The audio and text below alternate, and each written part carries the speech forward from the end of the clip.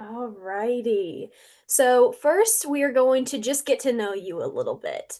They have quite a few questions to unpack you as a person and an artist.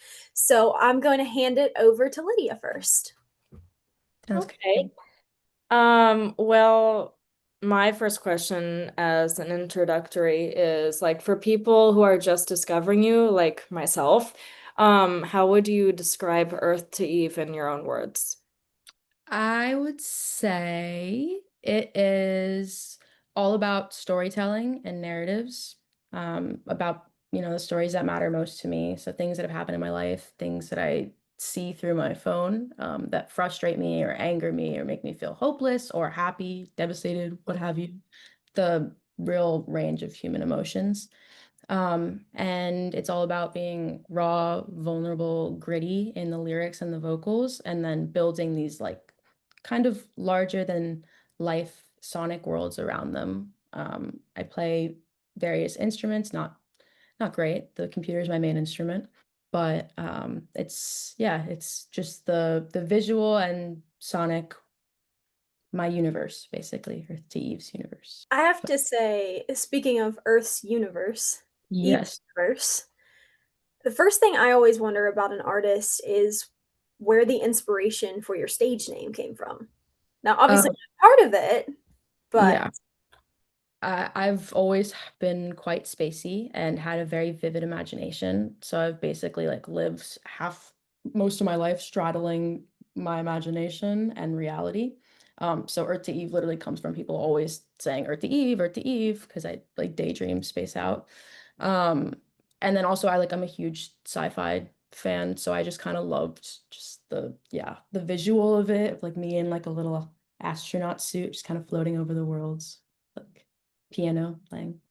So it's simple, really. That's it. And I want to transport people through my music to like alternate worlds, really, to like feel like you're immersed in the song and the story. And so I want you to like feel that feeling of being elsewhere. That I know that Lydia also had a question wondering about some of the other artists that you grew up listening to. So, Lydia, if you want to continue with that. Yeah, so I know that you said that Amy and like Ray are like kind of inspirations to you, but who else do you think that like inspired you to create your music now? it's kind of a vast, like a pretty large range. I like grew up on classic rock. So like the Beatles, Electric Light Orchestra, Velvet Underground.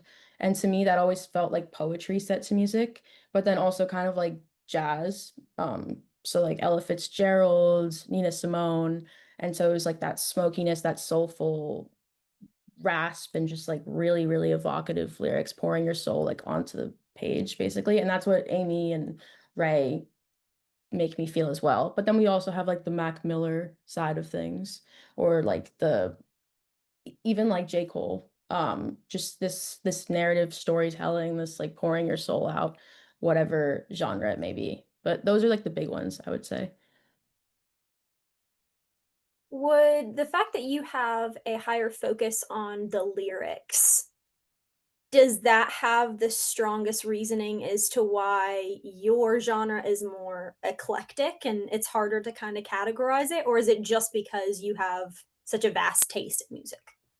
I'd say both, definitely. I'm also just a very I'm very ADHD as a person, so I like hop from thing to thing like a squirrel. And so I kind of feel that way with genres as well. Like one day I want to make like something with a trap beat and like crazy like 808s and bass, and the next day I want to like make a really depressing ballad at the piano, and there's not really an in between, so you see this like large range, and that's also, yeah, it's also the music I listen to. It's a very, very large range, like playlist for every feeling and occasion. um so yeah, kind of both.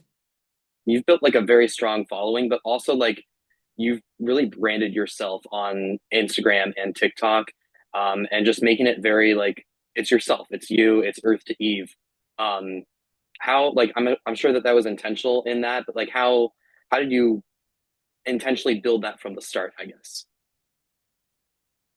Honestly, there wasn't that much intentionality to it. I think it's difficult to like straddle like authenticity, uh, within an artist project when it feels like a persona or like a caricature of yourself. Um, some people do it really, really well, and it feels like it's this like facet of themselves. But for me, for better or worse, Earth to Eve is literally just me, and it's just like the distillation of all my influences and my feelings and whatnot. So in terms of like social media, that's kind of what I present and what I put out there. It's kind of you get what you see. Obviously, a little more played up and like theatrical, I would say, but yeah, it's mainly just like me as an individual. Um, and like a big thing with social media that I found kind of a shift that happened. I used to think it was a chore to be making like content, whatever. Um, Now it feels like it's a means of spreading a message and a really cool opportunity to reach so many different types of people in really fun and engaging ways, and like experimenting and trying new things, learning all these skills like video editing, getting to incorporate with my most recent song, like news articles, headlines, whatnot, to coincide with the lyrics. So being able to use music as like the vessel for spreading messages and information. It's been super, super cool to do through social media as well. When you're talking about like being your own like producer in a way, what's the hardest like part of producing your own tracks? And like, has there ever been a time where you like almost gave up on music because it was like kind of difficult in that aspect?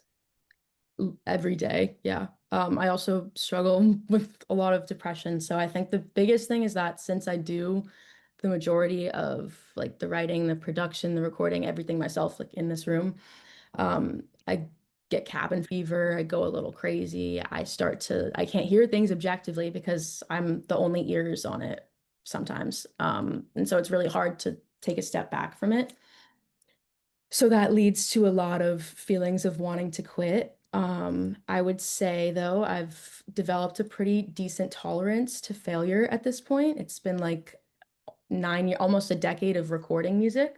So at this point, we're good at that. So as much as I want to quit sometimes and I get frustrated, I know I never could and I never would. So yeah.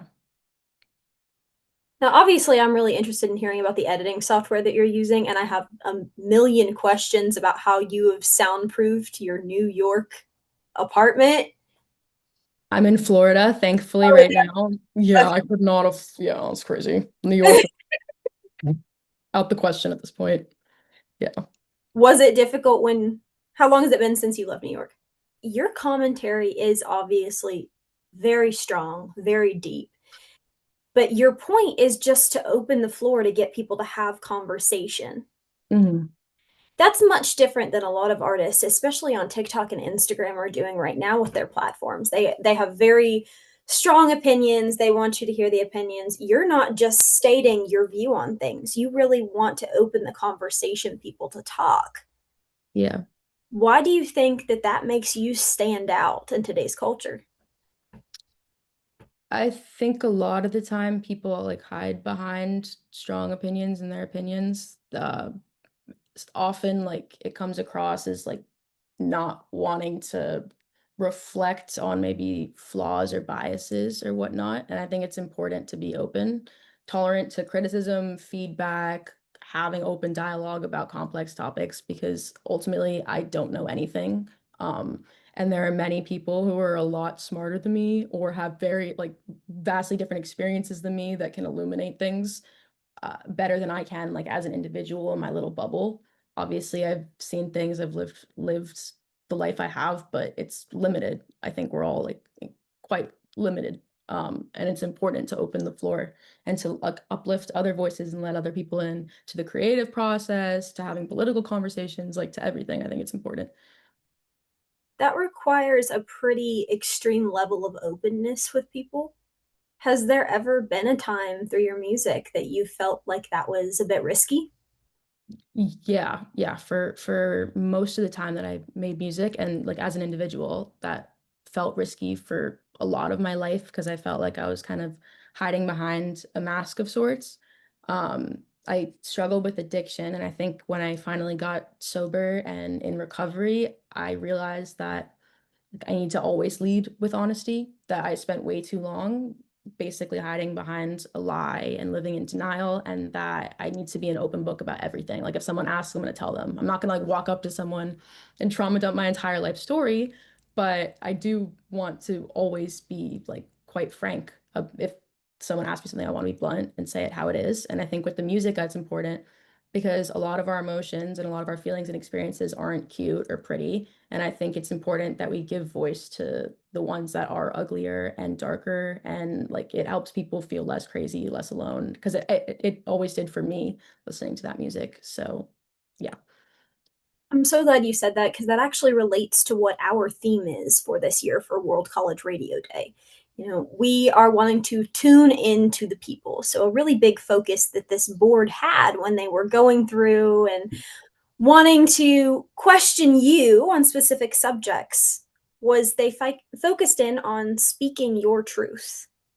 So, Tanner, I'll let you take a little bit of that. Yeah, sure. So like we've been talking about, a lot of your fans, they say that they connect with you because you're unfiltered and unapologetic, while you also open the door for conversation, whether it be through social media or through song, could be referred to as speaking your truth. So what does the idea of speaking your truth mean to you? I'd say being an open book, I just calling it how it is, acknowledging the good, the bad, the ugly, always being like radical self-acceptance in order to be able to like put that on the page and show it to people. We're working on that, long ways to go, but I think it's yeah, it's important to be like very open. So people feel comfortable like sitting with their vulnerability too. So you think that like being vulnerable is like part of what makes your music resonate so strongly with other people, right? Yeah, I think for a long time I wanted people to see me through my music. And I think something shifted like a couple years back where it's like what I really want is people to feel seen through my music. So it's like I share like specific whatever individual personal stories, but ultimately the themes and a lot of the details often sometimes too like overlap because we don't all have these like wholly original unique lives. Like they're unique experiences obviously, but there is a lot of overlap.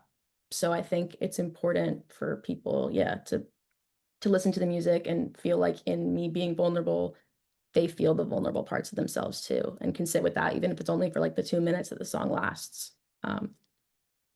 I don't know if that answered it, but I have to ask this then. Those 2 minutes, Mhm.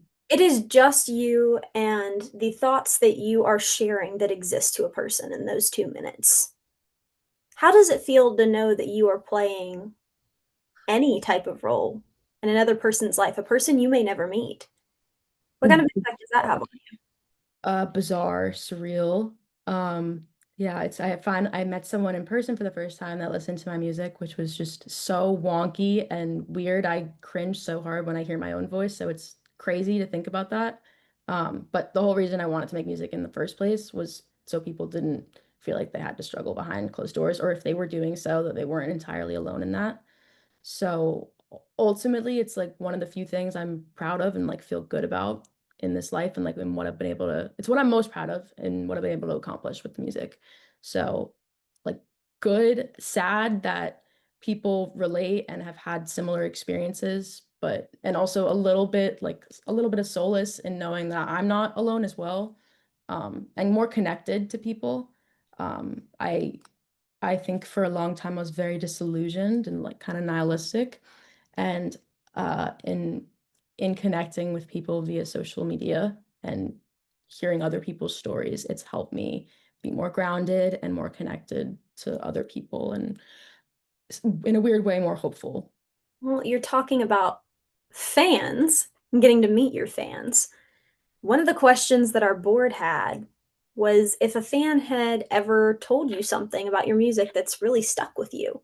Yeah, someone, I don't know why my brain went to this immediately, but a parent said that they were going to start taking their child more seriously in problems they had voiced to them. And that to me was just mind-bending and so cool, that there would be a tangible impact on this person's on shaping someone's, like, development. They're going to listen more. I think that's what you said about tune into the people, and the theme for this, that in listening to me tell my story, someone actively took the time to reflect on their experience and how they were treating others in their lives and vowed to make a change. I think that's just really, really powerful.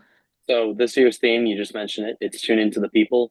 What does that phrase mean to you personally? I would say I'm gonna bring social media up again because I think it's important. Um, in like no other point in history have we had access to so much information and specific information. Like we can hear it from the horse's mouth. You can scroll through TikTok and see people on the other end of the world and like actually hear their story without this like mainstream news outlet middleman in between that's painting whatever picture and narrative they want to paint. And so tune into the people to me is okay, like taking the time to actually listen to those stories, to amplify them, to actively influence my algorithms to give me information and stories that I want to show up. And I think that's super cool about social media as well, that we actually have some sort of tangible influence on what we're seeing. And so the more we consume stories that might be suppressed, the more we fuel like that story actually picking up traction. So I think it's really important to tune into the individual, um, and yeah, to amplify what we're not seeing elsewhere. And that's kind of what our role is too as college media, very much like you do as an artist. We want to offer a platform to everyone so that they know that they have a place where they can speak to each other and share their stories. And that's not something you can get everywhere. You know, every station's different, every person's different, but we have a very similar motive behind what we're all doing. Yeah, exactly. And with you guys, I mean, like you want to make information and content that's accessible to and like relatable to the younger generation, to college age students, but not even just college age students. I mean, I know other people who listen to college radio, and I think that's super, super cool because a lot of other more commercial radio stations have other incentives in like what they push out, whether it's with music labels that are like paying like payola for airplay, whatnot. And it's really cool that there's like an active like network of, yeah, of stations that are not like going by that playbook. I would definitely say that college radio at large, historically speaking, very similar to how you operate as an artist. That's sort of piggybacking off of that concept. Another one of the greatest factors of college radio, part of the beauty of it, is how it's all about giving space to voices that might not always be heard elsewhere. It's all about turning up the volume on someone's voice, someone's creativity, or what they might want to express. So, can you share any experiences you've had with college radio, either through listening to something on it or being featured live on it? Yeah, so I've never been personally featured on college radio, but I have been to three separate colleges, all of which had radio stations.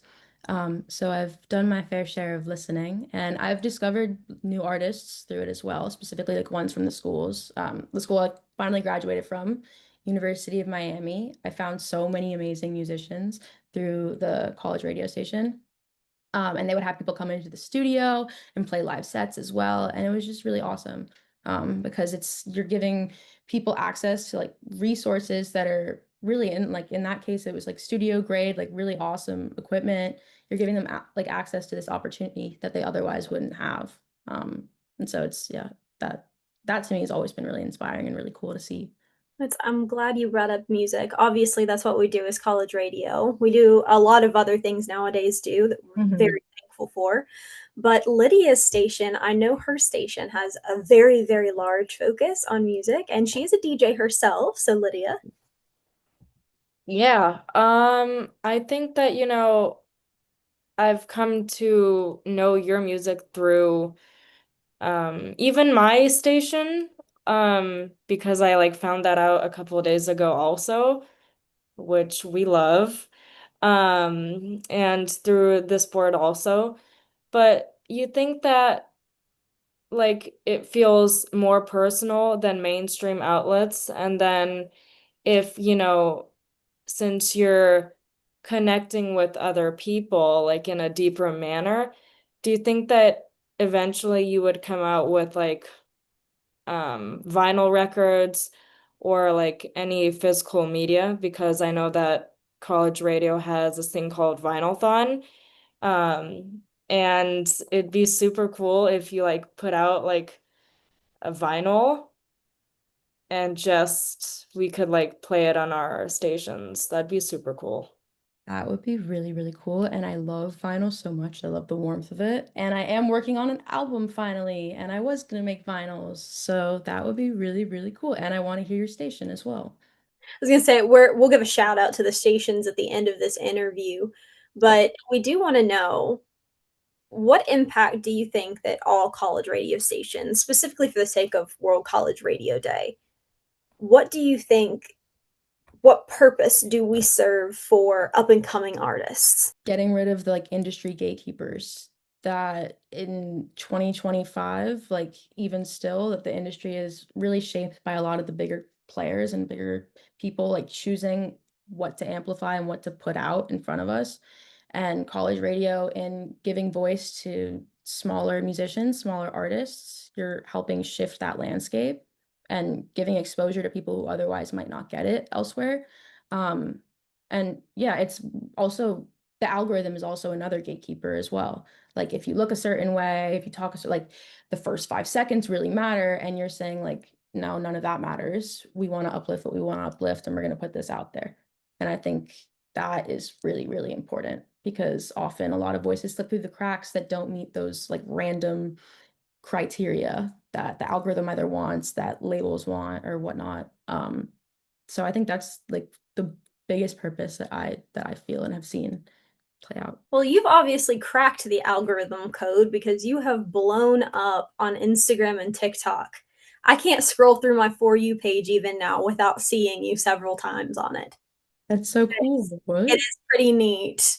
And Claire is a huge fan. So even if I have missed something, Claire makes sure to send it to me. Thank you, Claire. We were very, very excited to be able to interview you. Of But course. because you have broken the algorithm code, let's talk about the future and look ahead a little bit. Where has your journey brought you thus far? And beyond that, where do you see it taking you in the next 5 or 10 years? That is a great question. Um, It's really one day at a time, I would say. We're working on the album. I think in terms of larger goals as a kid, I always wanted to be a playwright. It's been a massive dream of mine. I hope to one day be able to compose for a musical or even like help co-write the musical, as well as like film and TV, because I love the visual worlds as well as the sonic. And I really would love the opportunity to tell stories on like a much larger scale. And I would say like where we're going in the nearer term future is working on this album, getting out and playing more shows and getting to connect with people like in real life. It's one thing to be able to connect with people via the screen, and I think that's honestly sometimes even harder than it is to be in person. Um, but what I enjoy most is getting out and actually being in the room with people and getting to like feel that energy in live performances. So I'm very excited for that. Um, Hopefully very soon. Yeah. You should come to Cleveland. I'm just saying. I'm going to. I have a Because lot of I would pay to go to your concert. I've always wanted to go to Cleveland, Okay. and I have a couple really good collaborators and friends in Oh, Cleveland, so okay. I will be going there for sure. Okay, ain't Miss Girl. So like if you could collaborate with any like artist right now, because you were just talking about collaboration, who would it be? Because Ren, you sorry. need an opener. Oh, not, I mean, I would be the opener for either Oh, Ren, oh. Ray, Jesse Wells. He's like the folk guy, kind of looks like Bob Dylan. Um, there's another girl called Renee Christine, and she plays cello, and she's amazing. It's like feminine rage cello beautiful music. I love the internet. I am chronically online, but I love the internet because I found so many amazing artists, and like the list goes on and on and on and on. But those are the few. I'd say Ren and Ray are dream collabs. What about artists that inspire you? I know you've said the ones that you're fans of, ones that you've kind of listened to that incorporated how you've created your personal sound. Is there any specific artist that is deeply inspired how you perform as yourself? Mac Miller, I'd say. I prior to his passing, I saw him in concert like 6 times, and was there throughout like every single era of his musical career.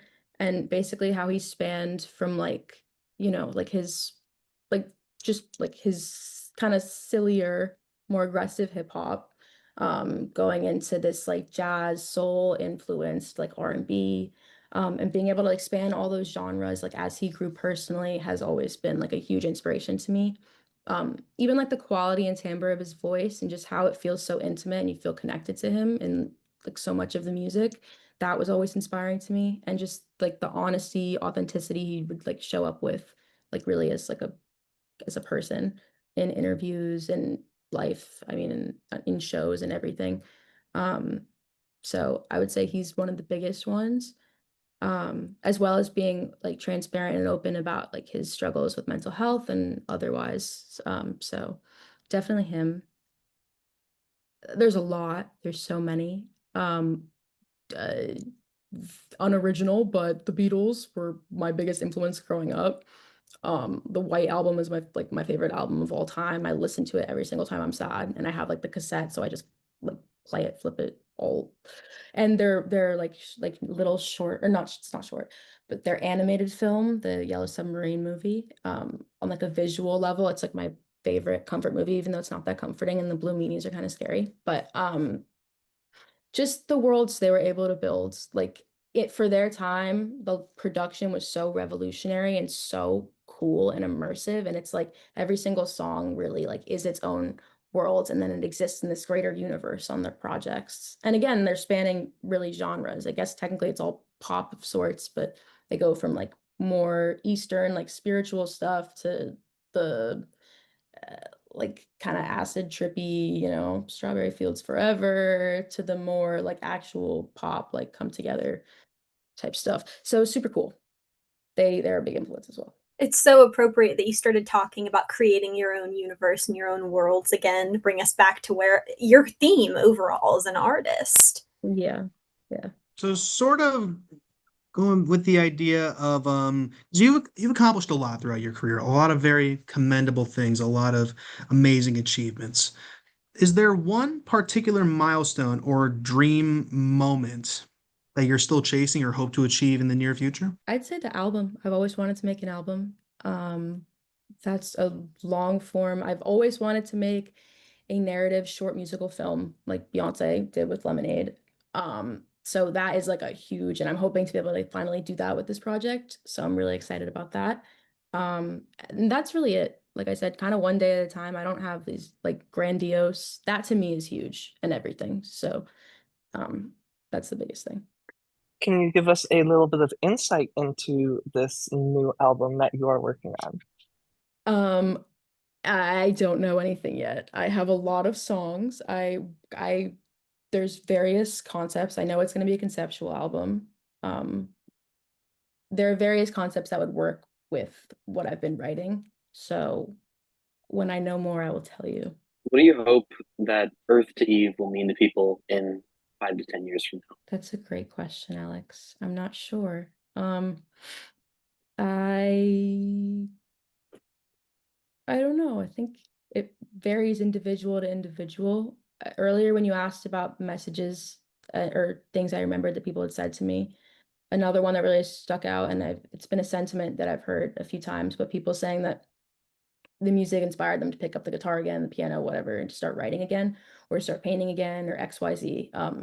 So I would say, like, in terms of things I hope that people uh, feel with relation to my name is like, I don't know, like feeling reinvigorated, feeling more hopeful, feeling more seen, feeling like picking up that guitar or that paintbrush or whatnot.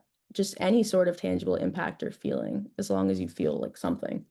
Even hate, even hate, even if like I despise her, like she's horrible, like I would feel better about that than ambivalence because at least I'm, you know, stirring emotion and emotion is important. That's a very strong message there. Emotion's important. A lot of the time, people nowadays can get caught up in trying to keep a level head or having a very strong opinion on absolutely everything that they forget the emotional aspect of it, and that's simply to connect. Yeah. And I would say, as a lyricist specifically, not even just the production value, the imagery of the videos that you are putting out, it sets you apart. But your point is not just to be a big name because you have that aspect that you are simply wanting people to connect in a positive way and to feel their feelings. That's Yeah. much different than many artists that we're seeing nowadays. And it is very reminiscent of groups that we were talking about, such as the Beatles. Yeah, I think the whole point of music is to connect, like you were saying. It's all about community. Live shows are all about community. It's you don't go to a live show because it sounds better, like objectively, than it does on a record player, because it doesn't. But you go because of the atmosphere, the feeling, the being connected to other people, even for a few hours. And music has always done that, will always do that. It's storytelling, it's feeling like you're a part of something. Um, so yeah, I think that is the single most important thing in making music is that connection. And that's way more important than the arbitrary, like, I don't know, fame or whatnot, which honestly sounds like incredibly stressful. I think that it's a weird aspiration to want to do something just for the like clout or the fame of it, because that'll fade. Like the novelty of that will fade. And the real substance is the connection and feeling like, you're a part of something, you're building something. I feel like your music is also a way, like the artists that you've mentioned, like the Beatles, Ray, Amy, you your music is a way to, I guess, share with other people what you're going through and saying that it's okay to like not be okay. And it's kind of like Demi Lovato, it's okay not to be okay. Um, I know, right? And I really like admire that because it's like you were saying that you struggle with depression and it's like your music is just kind of an outlet for people to know that they're not alone, and that they should keep going and to also like open up more. Exactly, yeah. That's been the most beautiful thing to see is also to see like in comment sections like people conversing with one another. Like I know on like sobriety dates I would see people be like congratulations on this and they would share stories and that to me was like so powerful and beautiful in a world that can feel so isolating and lonely. Um so yeah, that is everything to me. In encouraging people to simply feel,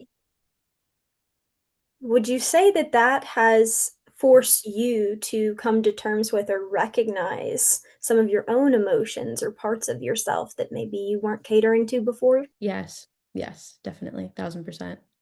And I think that selfishly, in writing the music, it's very, very cathartic for me, and it's also cathartic to sadly, to hear other people have similar feelings and experiences.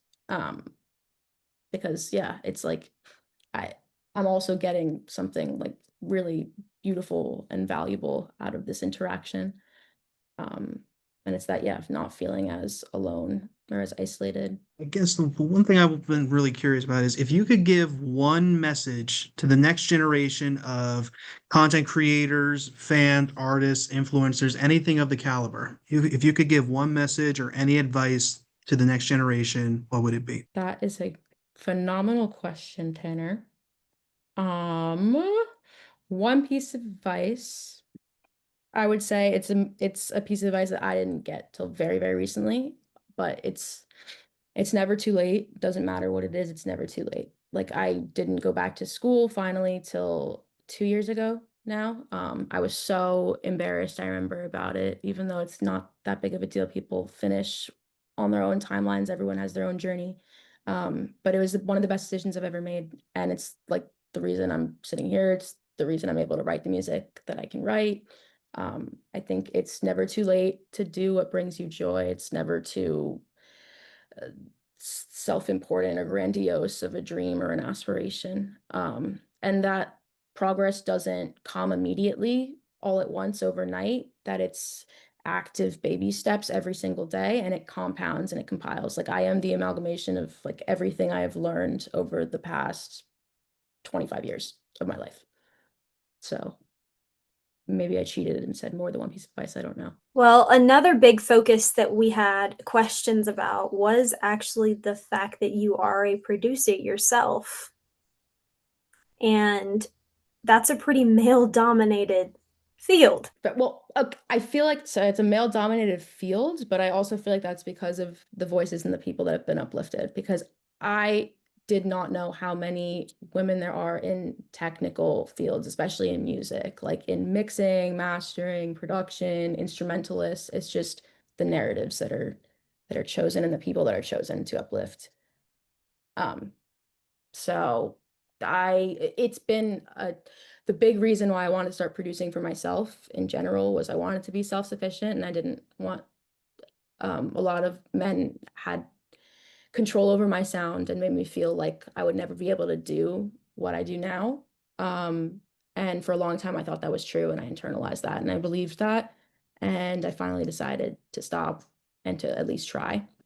And I've only been producing for a few years now, so there's so much to learn. There's so much to still figure out. But it was, again, yeah, one of the greatest decisions I've ever made, and so fulfilling. And I'm really hoping we start to uplift more like female non-binary producers and technically skilled, sorry, people that aren't just the same. Well, I was gonna like ask if, being your own like producer, I guess. Like, do you think that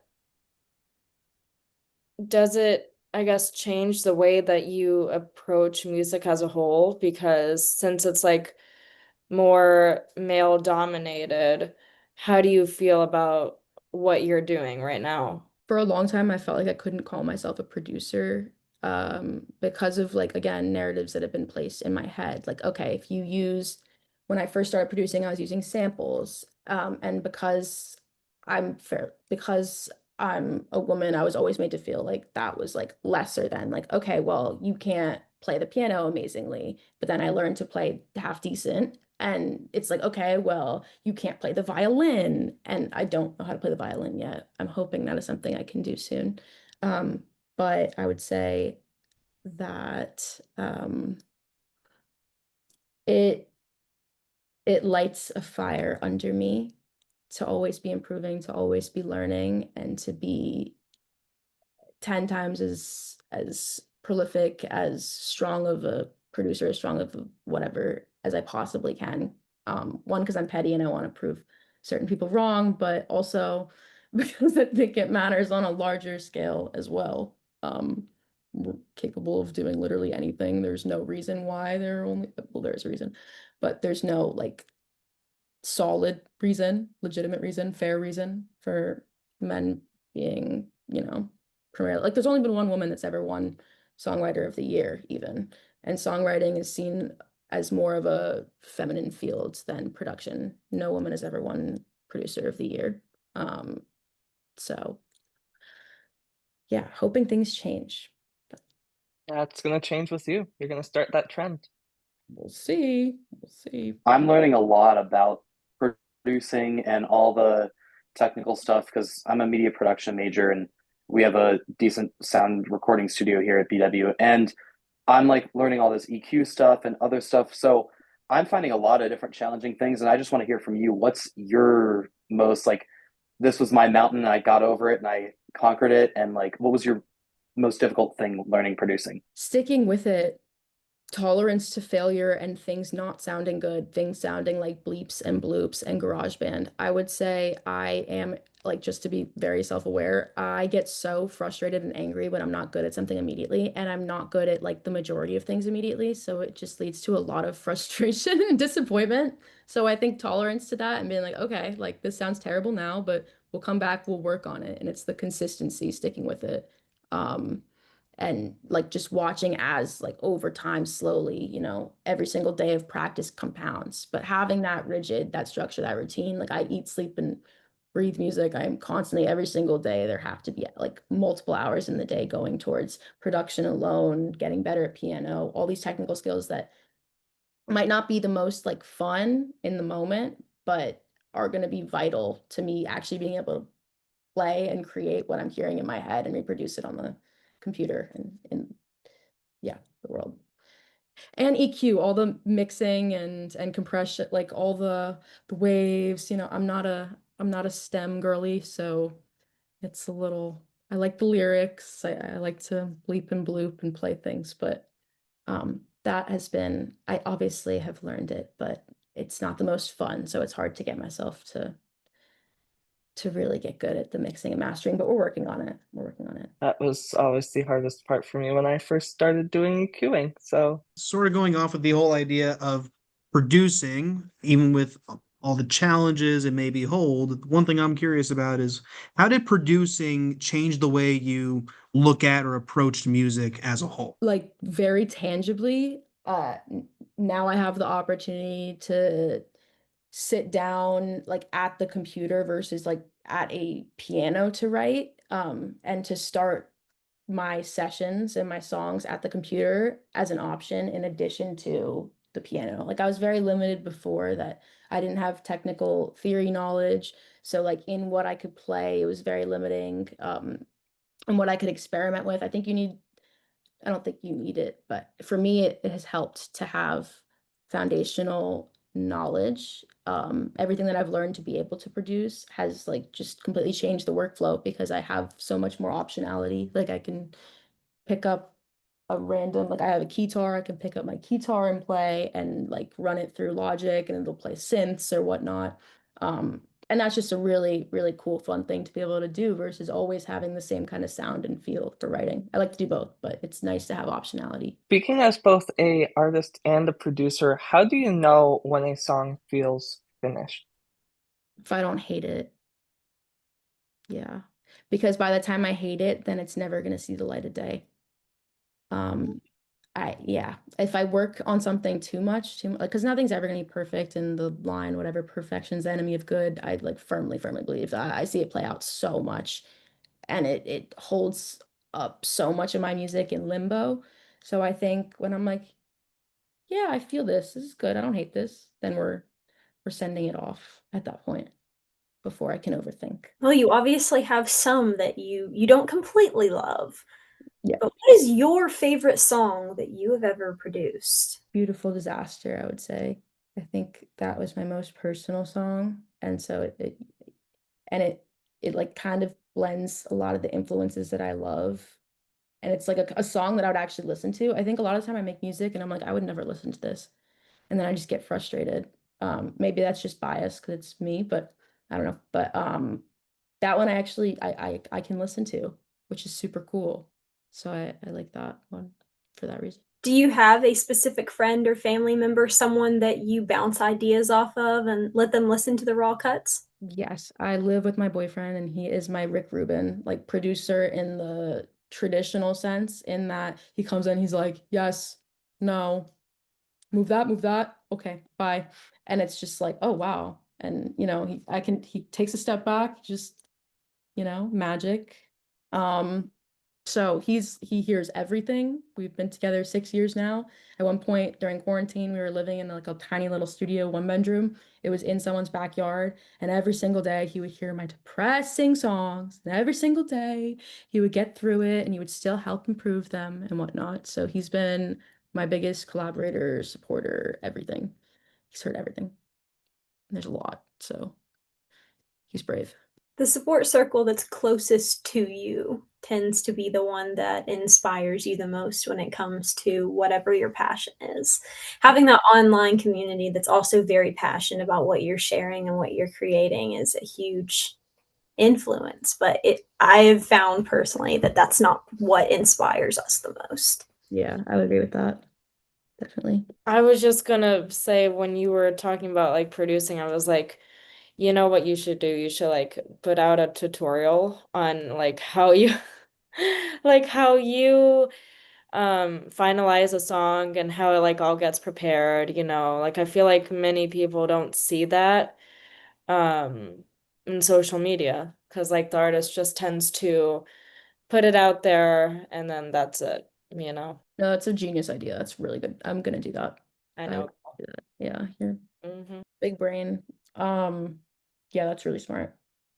And I think what's interesting is like sometimes it takes me like 16 different recordings, different sessions, different sounds of a song before I like choose the one that I actually like. So I think it would be kind of crazy to hear all the iterations and like the thought process between moving through. Um, and often like we hear a finished product and we think it like always sounded that way or like it was so easy, it was like magic. But it is not magic at all. It is just like banging my head into a wall 10 times or 9 times out of 10 and maybe 1 out of that 10 it all comes to me at once and it's just like a seamless process, but otherwise it's a lot of steps. I like that though. You're taking that Thomas Edison approach. You know, there's 1,000 ways to do it wrong, but only one way to do it correct. You just got to keep doing it. A lot of artists nowadays, they'll tell you they got it in one take. It was perfect the first time. I was having contractions while I was doing this, and it still got done wonderfully. I Yeah, wrote it in 5 minutes. So hearing that background information of the reality of what it takes to make something good and be able to connect with it, that's something that even our younger generations that are listening to our college stations, they need to hear that. You know, the exactly. stories that they need to know that this is the reality of being a person, regardless of what pathway that you are taking. Exactly. I think all too often we like hold this idea, especially with creative people, that it's like the artistic genius and like, oh, it just comes so easy to them and it flows through like the muse flows through them. And it's like, yeah, like sometimes, sure, that happens, of course. And there are people maybe where that happens all the time. But it's just not the norm whatsoever, like in any field, like you said. And so it's like it's easy to be discouraged if you're not immediately like amazing and writing like a hit song. But I you have to just keep pushing through because you will ultimately. I think like it doesn't just come down to talent. I think it really, really comes down to consistency and sticking through and seeing something through. I think that's a message that would be very good to share with our audiences at each of our stations. Thank you guys for having me here. This was Of really course. lovely. It was really nice to meet you all. Is there anything that you'd like to add that we didn't ask? Maybe some advice you could give, a tip or a trick or just a really good memory? You guys did a really good job. My brain is kind of empty right now, I'm not gonna lie. Um, something silly. My cat is in this like my studio room with my most of the time. So she's like listed as a producer and a co-writer on multiple songs. So I'm really praying I get to win like an actual like accolade at some point just so I can be like, my cat's on this. Because the only person to ever like have their animal win a Grammy was Frank Ocean for Channel Orange, his dog. That's it. That'd be pretty monumental. Would be. There is no bigger fan than your pets. They're your ride or die. They love Oh, you. true. Especially cats because they love the sound, like the vibrations. Um, like she sleeps on my piano. She loves like as it's playing. Oh my God, it's adorable. So Well, thank you so much